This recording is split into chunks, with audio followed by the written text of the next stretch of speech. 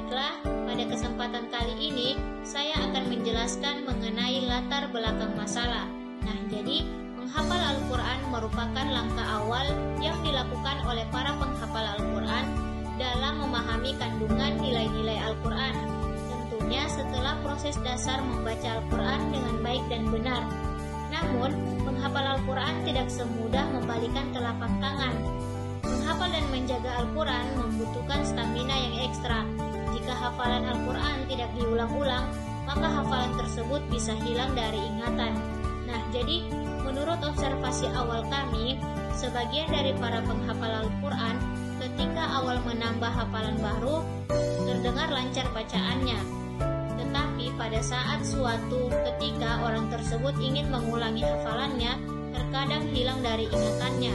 Hal ini dapat terjadi karena tidak ada pemeliharaan agar hafalan melekat dalam ingatan. Nah, jadi dalam menghafal Al-Quran ada berbagai macam metode yang digunakan untuk meningkatkan atau memperkuat hafalan Al-Quran yang dimiliki. Salah satu metode yang digunakan oleh sekolah SMA IT Qurrata Ayun yaitu metode tasmi. Nah, metode tasmi adalah metode yang memperdengarkan bacaan untuk dihafalkan baik secara perorangan maupun berjamaah. Hal ini dilakukan agar diketahui letak kesalahan bacaan, makhraj huruf maupun tajwid dari bacaan yang dihafal. Baiklah, adapun rumusan masalah dari judul implementasi hafalan Al-Quran.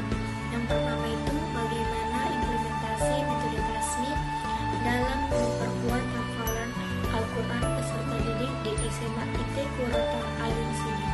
Yang kedua itu apakah faktor pendukung dan penghambat implementasi metode tasmi dalam memperkuat hafalan Al-Quran peserta didik di SMA IT Qurrata Ayun Sidi. Yang terakhir, bagaimanakah solusi dalam mengatasi hambatan-hambatan implementasi metode tasmi dalam memperkuat hafalan Al-Quran peserta didik di SMA IT Qurrata Ayun Sidi. Nah, lanjut, adapun tujuan kegiatannya adalah yang pertama itu untuk mendeskripsikan metode tasmi dalam memperkuat hafalan Al-Quran peserta didik di SMA IT Qurrata Ayun Sidi. Yang kedua itu ada untuk mengetahui faktor pendukung dan penghambat implementasi metode tasmi dalam memperkuat hafalan Al-Quran peserta didik di SMA IT Qurrata Ayun Sidi. Yang terakhir, untuk mengetahui solusi mengatasi hambatan-hambatan implementasi metode tasmi dalam memperkuat hafalan Al-Quran peserta didik di SMA IT Qurrata Ayun Sidi. Ingin menjelaskan tentang manfaat penelitian.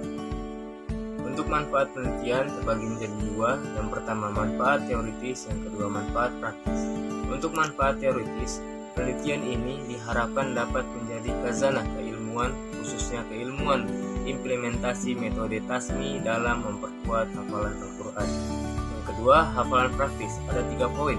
Poin pertama, bagi peneliti menambah wawasan mengenai metode penghafal Al-Quran serta menjadi syarat untuk menyelesaikan program Strata 1 UIN Dato Karmapalo. Poin kedua, bagi sekolah sebagai bahan perbaikan pelaksanaan metode tasmi agar dapat mengembangkan program tahfizul Quran. Yang ketiga, bagi masyarakat memotivasi masyarakat agar dapat mempelajari Al-Quran dan mencintai Al-Quran. Nah, kita lanjut ke kajian teori, yaitu tentang apa sih itu metode tasmi.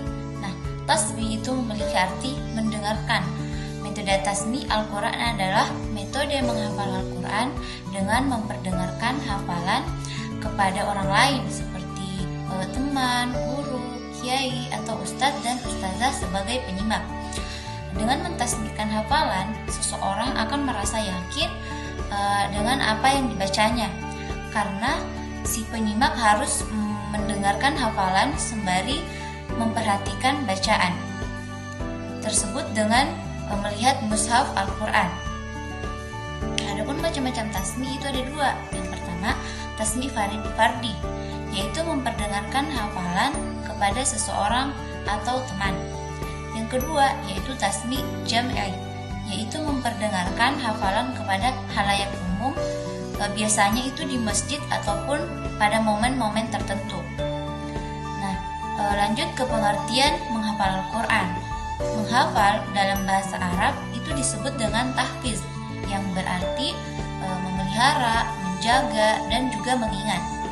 Menghafal pada dasarnya salah satu bentuk dari proses mengingat dengan tujuan menyerap informasi di dalamnya yang telah dibaca, didengar, diucapkan, ataupun juga dilakukan.